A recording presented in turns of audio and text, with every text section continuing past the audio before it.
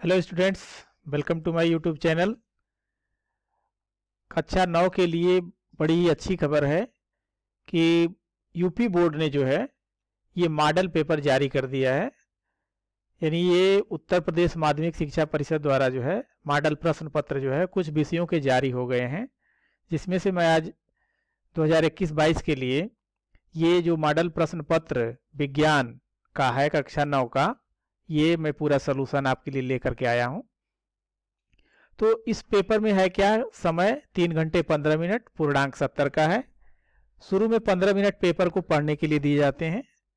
इस पेपर में खंड अ में बहुविकल्पीय प्रश्न है, जिसमें 4 उत्तर विकल्प दिए गए हैं। सही विकल्प चुनकर अपनी उत्तर पुस्तिका में लिखिए। खंड ब में वर्णनात्मक प्रश्न है, मतलब उन्हें आपको कॉपी में लिखने हैं। प्रत्येक खंड 3 उपखंडों में क ख ग में विभाजित है। क फिजिक्स के लिए, ख केमिस्ट्री के लिए और ग बायोलॉजी सेक्शन का है। प्रत्येक खंड के सभी प्रश्न एक साथ करना आवश्यक है। प्रत्येक खंड नए पृष्ठ से प्रारंभ किया जाए। सभी प्रश्न अनिवार्य हैं। प्रश्नों के निर्धारित अंक उनके सम्मुख दिए गए हैं। आवश्यकता अनुसार अपने उत्तरों की पुष्टि स्वच्छ एवं नामांकित चित्रों द्वारा, रासायनिक समीकरणों द्वारा कीजिए। तो ये है खंड अ, बहुविकल्पीय प्रश्न। खंड अ में बहुविकल्पीय है, तो उपखंड क में अब फिजिक्स के ये 7 क्वेश्चन हैं। जैसे सदिश राशि है, कार्य, दवा, बल, सामर्थ्य। तो सदिश राशि है बल, तो इसका उत्तर होगा ग। संवेग का मात्रक है, संवेग P बराबर होता है mv, P बराबर mv, या फिर F equals to delta P upon delta T होता है। तो इससे F इंटू डेल्टा T होगा। तो F into delta T means हो गया न्यूटन इंटू सेकेंड। लेकिन इसमें आप ऑप्शन देख रहे होंगे कि न्यूटन पर सेकेंड है, न्यूटन इनवर्स सेकेंड है, न्यूटन पर सेकेंड है। यानी ये ऑप्शन इसमें गलत दे दिया गया है, दोनों ऑप्शन एक ही है।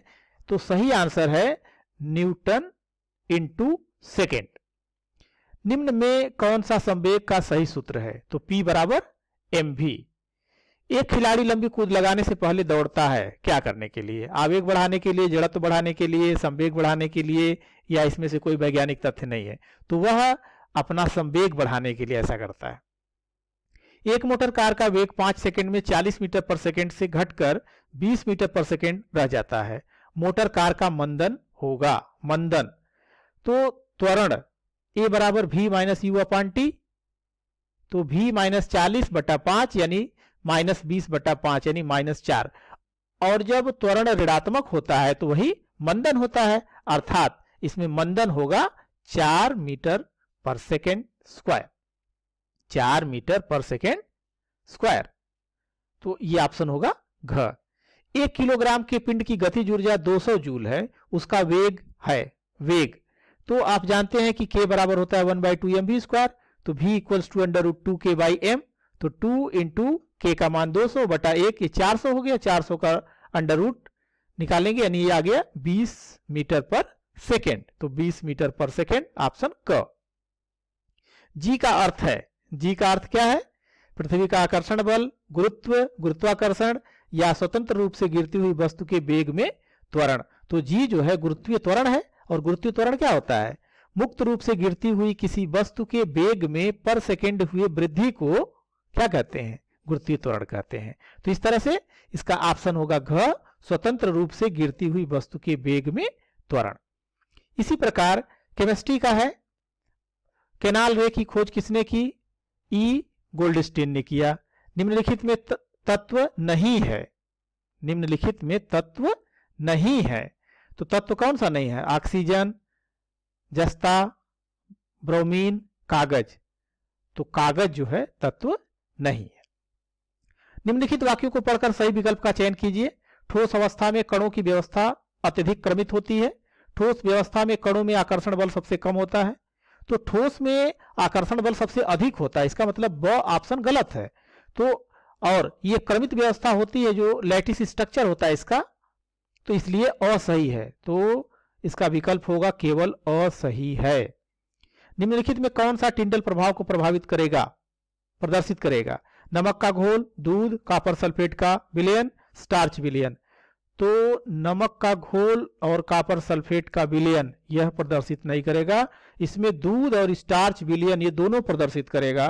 तो इस दोनों में से कोई भी ऑप्शन आप लिखते हैं तो ये ऑप्शन सही होगा। नकल तथा कपूर के मिश्रण को, यहां नकल नहीं, या तो निकिल होगा या नमक होगा। जो आपने बुक में पढ़ा है वहां पर वर्ड नमक है। नमक तथा कपूर के मिश्रण को पृथक किया जाता है किसके द्वारा? तो ये वाष्पीकरण, अपकेंद्रण, क्रोमेटोग्राफी, ऊर्ध्वपातन। तो ऊर्ध्वपातन के द्वारा किया जाता है। 300 केल्विन तापमान पर सेल्सियस इकाई में मान होगा। तो C बराबर होता है K - 273, यानी 300 - 273 तो 27। तो इसका ऑप्शन होगा घ। इसी तरह से यह ग पोर्शन है। कोशिका भित्ति मुख्यतः किसका बना होता है? सेलुलोज का बना होता है। यदि अंतर्द्वयी जालिका पर राइबोसोम्स हटा दिए जाएं तो कौन सी प्रक्रिया बाधित होती है? प्रोटीन का संश्लेषण बाधित होता है। क्लोरोफिल का प्रयोग करके प्रकाश संश्लेषण करने वाले वर्ग को क्या कहते हैं? प्लांटी। नीचे दिए गए चित्र में प्रश्नवाचक चिन्ह के अंतर्गत आने वाले जंतु के अंगक का नाम लिखिए। यह अंगक है जो एरो बना हुआ है यहाँ पर, यह संकुचनशील धानी है। पुष्पी पादप अथवा पौधे जिनके बीज फलों के अंदर ढके होते हैं तथा इनके बीजों का विकास अंडाशय के अंदर होता है जो बाद में फल बन जाता है, उस वर्ग को कहते हैं एंजियोस्पर्म। ओजोन परत के लिए अत्यंत हानिकारक है क्या? CFC, H2O2 इनमें से कोई नहीं। तो क्लोरोफ्लोरोकार्बन है तो CFC। फलीदार पौधों की जड़ों में पाए जाने वाले बैक्टीरिया करते हैं, क्या करते हैं? नाइट्रोजन का स्थिरीकरण, जो कि राइजोबियम लेग्यूमिनोसेरम होते हैं। ये दलहनी फसलों में इनकी जड़ों में पाए जाते हैं। अब खंड ब शुरू होता है। इस खंड ब में उपखंड क में फिजिक्स के क्वेश्चंस हैं। न्यूटन का गति विषयक द्वितीय नियम लिखिए तथा इसके आधार पर बल तथा संवेग परिवर्तन में संबंध स्थापित कीजिए। दूसरा क्वेश्चन है न्यूटन का सार्वत्रिक गुरुत्वाकर्षण नियम लिखकर स्मॉल जी और कैपिटल जी में संबंध स्थापित कीजिए। तो इस तरह से ये क्वेश्चन दिए गए हैं, इसके न्यूमेरिकल पार्ट्स हैं। क्वेश्चन नंबर 4 में एक ऑप्शन मिलेगा और इसमें से अथवा जो होगा इन दोनों में से एक करना होगा। इसी तरह से केमिस्ट्री का खंड होगा। इस केमिस्ट्री के खंड में से भी लास्ट वाले क्वेश्चन में एक ऑप्शन मिलेगा और इसी तरह से बायोलॉजी के क्वेश्चन में भी होगा। तो इसमें आप जो खंड क का क्वेश्चन है ये सभी 4-4 नंबर के हैं और लास्ट का क्वेश्चन जो चौथा होगा या फिर जो है केमिस्ट्री का 7वां होगा या फिर बायोलॉजी का 11वां होगा, या लॉन्ग आंसर होंगे और 6 नंबर के क्वेश्चंस होंगे। इन सभी क्वेश्चंस के आंसर जो है ये डिटेल में मैंने ये सॉल्यूशन बना दिया है, तो इसे आप देख सकते हैं। जैसे खंड ब के लिए था कि न्यूटन का गति विषयक द्वितीय नियम। अब इसमें परिभाषा लिखेंगे आप कि किसी वस्तु के संवेग परिवर्तन की दर उस पर आरोपित बल के समानुपाती होती है और उसी दिशा में होती है जिसमें बल लगाया जाता है। फिर ये कह रहा है कि इसके लिए फार्मूला बताइए, तो F = ma आपको प्रूफ करना है। न्यूटन का सार्वत्रिक गुरुत्वाकर्षण नियम है, स्मॉल जी तथा कैपिटल जी में संबंध है। अनुप्रस्थ तरंग, अनुदैर्ध्य तरंग और आवृत्ति वेग तथा तरंग दैर्ध्य में संबंध जो v = n लैम्डा प्रूफ करते हैं, तो ये तरंग वेग बराबर आवृत्ति गुणे तरंग दैर्ध्य ये प्रूफ करना है। क्वेश्चन नंबर 4 जो है यह 6 नंबर का क्वेश्चन है जिसमें आर्किमिडीज का सिद्धांत पूछा गया है और उसी के साथ इसका एक्सप्लेनेशन है। साथ में एक आंकिक प्रश्न भी दिया गया जहां पर दिया गया है कि चांदी का अपेक्षित घनत्व 10.8 है, पानी का घनत्व 10³ किलोग्राम पर मीटर क्यूब है, तो चांदी का घनत्व क्या होगा। तो यहाँ पर आप जो है चांदी का अपेक्षित घनत्व यानी चांदी का घनत्व बटे पानी का घनत्व, तो इससे जो है चांदी का घनत्व निकाल लेंगे 10.8 × 10³ किलोग्राम पर मीटर क्यूब। इसका अथवा पोर्शन है। ये अथवा पोर्शन जो दिया गया है कि एक कार जो कि 1500 किलोग्राम की है, यह प्रारंभिक वेग u 30 किलोमीटर/आवर की स्पीड से चल रही है, इसका अंतिम वेग 60 किलोमीटर/आवर करने के लिए कितने कार्य की जरूरत होगी। तो इसमें आपने पढ़ा हुआ है कि वर्क एनर्जी थ्योरम जो कार्य ऊर्जा प्रमेय है, इससे किया गया कार्य अंतिम गतिज ऊर्जा माइनस प्रारंभिक गतिज ऊर्जा के बराबर होता है। तो W = 1/2m v² - 1/2u² होता है। 1/2m को कॉमन ले लेंगे तो v² - u²। ये वैल्यू पुट कर देंगे। वैल्यू पुट करने के बाद ये आपका मिलेगा 1.56 10⁵ जूल, और इसे अगर हम किलो में करना चाहते हैं तो 1000 से इसको डिवाइड कर देंगे तो 1.56 इंटू 10⁻² किलो जूल हो जाएगा। उपखंड ख में केमिस्ट्री के क्वेश्चंस हैं। परमाणु के नाभिक में प्रोटॉन धनावेशित कण और न्यूट्रॉन उदासीन कण विद्यमान होता है, आपको पता है। तत्व X में प्रोटॉनों की संख्या 13 है, इलेक्ट्रॉनों की संख्या 13 है और न्यूट्रॉनों की संख्या 14, ये पूछा है क्वेश्चन में। अब तत्व X की परमाणु संख्या क्या होगी, तो पता है कि प्रोटॉनों की संख्या के बराबर, और प्रोटॉनों की संख्या 13 है। अब यह 13 कौन सा एलिमेंट है, तो एल्युमिनियम है। अगर इसका इलेक्ट्रॉनिक कन्फिगुरेशन करें, विन्यास करें, तो ये 283 बनेगा। इसका मतलब इसके आउटर मोस्ट में 3 इलेक्ट्रॉन्स हैं, तो इसकी संयोजकता होगी 3 और संयोजी इलेक्ट्रॉनों की संख्या भी होगी 3। और यह मेटल होगा। जब मेटल होगा तो इस तत्व द्वारा धन आयन प्राप्त होगा। इसी तरह क्वेश्चन नंबर 6 में पूछा गया है कि प्रभाजी आसवन के लिए चित्र बनाना है और क्रोमेटोग्राफी के लिए चित्र बनाना है। तो ये प्रभाजी आसवन के लिए चित्र है और ये क्रोमेटोग्राफी के लिए चित्र है। 7वें का क है कि इत्र के कण जो है दूर से ही जो है, मतलब इत्र जो है इसकी शीशी जैसे ही खुलती है वैसे ही जो है महक दूर तक पहुंच जाती है। क्यों पहुंच जाती है, तो इत्र के कण लगातार गति करते रहते हैं, जिसके कारण वे एक स्थान से दूसरे स्थान तक आसानी से पहुंच जाते हैं, और जब वे हमारी नाक तक पहुंचते हैं तो हमें महक आने लगती है उस ग्रंथि के द्वारा।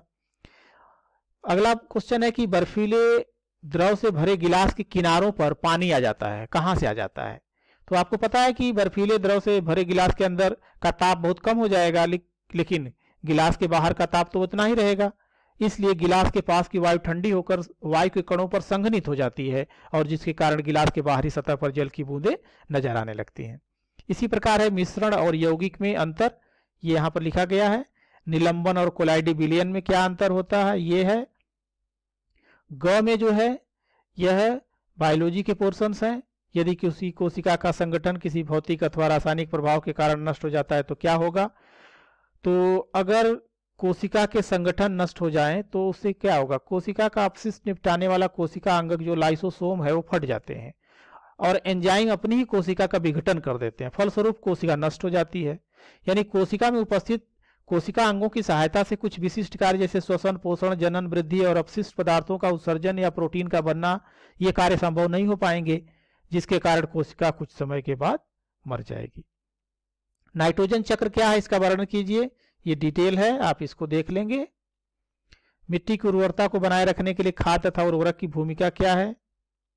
संयोजी उत्तक का सचित्र वर्णन कीजिए। इसमें चित्र आपको बनाने हैं, संयोजी उत्तक की परिभाषा लिखनी है और इसकी विशेषताएं हैं संयोजी उत्तक की, ये कितने प्रकार के हैं और संयोजी उत्तक के कार्य। यह 6 नंबर का क्वेश्चन है, इसलिए आपको डिटेल लिखना होगा। अथवा पादप कोशिका का सचित्र वर्णन कीजिए। ये आप चित्र बनाएंगे और इसे लिखेंगे कि क्या क्या चीजें इसमें हैं और इसको आप परिभाषित भी करेंगे। कोशिका भित्ति, केंद्रक, केंद्रक कला, केंद्रक द्रव्य, केंद्रिका, क्रोमैटिन धागे, केशिका द्रव्य, जीव द्रव्य, कोशिका अंगक, ये सब जो है आप इसमें डिटेल लिखेंगे। तो इस प्रश्न पत्र को आप अच्छे से देख करके और सलूशन जो है कर लेंगे। या इसका जो पेपर और पूरा कंप्लीट सलूशन है, इसका पीडीएफ डिस्क्रिप्शन में लिंक दिया गया है, आप उससे जो है डाउनलोड कर सकते हैं और अच्छे से इसको आप देख सकते हैं। अगर आप चैनल पर नए हैं तो इस चैनल को सब्सक्राइब कर लें ताकि आगे आने वाली वीडियो का नोटिफिकेशन आपको प्राप्त हो सके और इसी तरह की वीडियो का फायदा आप उठा सके। और अगली वीडियो में मैं मैथमेटिक्स का जो है सैंपल पेपर सॉल्व करके और आप लोगों के लिए लेकर आऊँगा। Thank you.